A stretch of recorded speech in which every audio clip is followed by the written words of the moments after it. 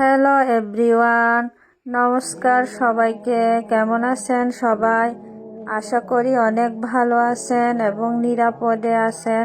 সকাল সকাল আমার বারান্দায় এসে দেখি দুটি গাঁদা ফুল ফুটে আছে, আর এরপর রান্নাঘরে চলে আসলাম। কুমড়া ফুলের ভরা বানাবো, তাই কুমড়া ফুলের ভরাও বানিয়ে নিচ্ছি। এরপর কুমড়া ফুল, সজনে পাতা, কয়েক প্রকার মিক্স শাক সিদ্ধ করে নিচ্ছি। এটা দিয়ে আজকে সকালের খাবারটা খাবো। কুমড়া ফুলের ভরাটা আমি চালের গুঁড়া, ময়দার গুঁড়া, লবণ, হলুদ দিয়ে একটা ব্যাটার তৈরি করে নিয়েছিলাম, সেটা দিয়ে ভরা বানিয়ে নিচ্ছি। এরপর সকালে খাওয়ার পর এখন আবার দুপুরের রান্নার জন্য প্রস্তুতি নিয়ে নিচ্ছি।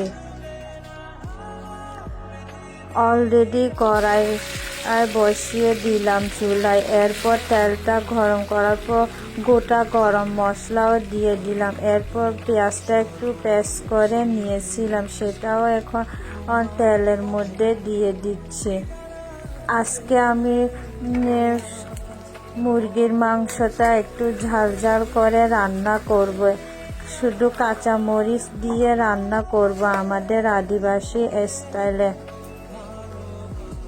এখানে আমি হলুদের গুঁড়া, তারপর সামান্য পরিমাণ লঙ্কার গুঁড়া, ধনিয়ার গুঁড়া, জিরা গুঁড়া সব কিছু পানি দিয়ে মিক্স করে পেস্ট বানিয়ে তারপর তেলের মধ্যে দিয়ে দেব। ওইদিকে আমার রসুন, আদা বাটা, গরম মশলাগুলো কিছুক্ষণ ভেজে নিয়েছি। এরপর গুঁড়া যা যা মশলা লাগে সবগুলো পেস্ট বানিয়ে এর মধ্যে দিয়ে মশলাটা কিছুক্ষণ কষিয়ে নিলাম। এরপর মাংসগুলো দিয়ে দিচ্ছি মশলার মধ্যে।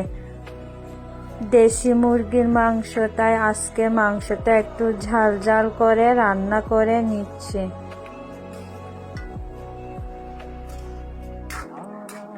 আজকে আমি এই মাংসের মধ্যে জুমের যে ছোট ছোট মরিচগুলো থাকে সেটাই পেস্ট করে রান্না করতেছি।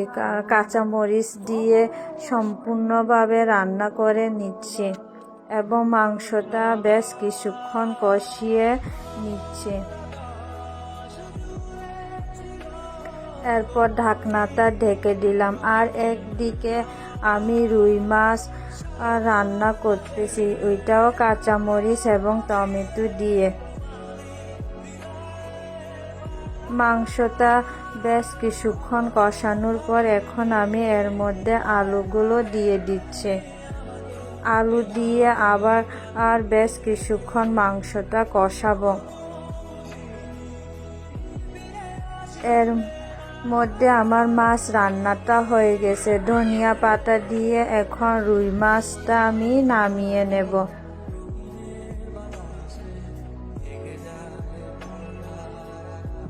আর ওইদিকে আমার মাংস কষানো প্রায় হয়ে গেছে। এখন ঝোলের জন্য পরিমাণ মতো পানি দিয়ে দিলাম। এখন ঢাকনাটা দিয়ে রান্না করে নেব।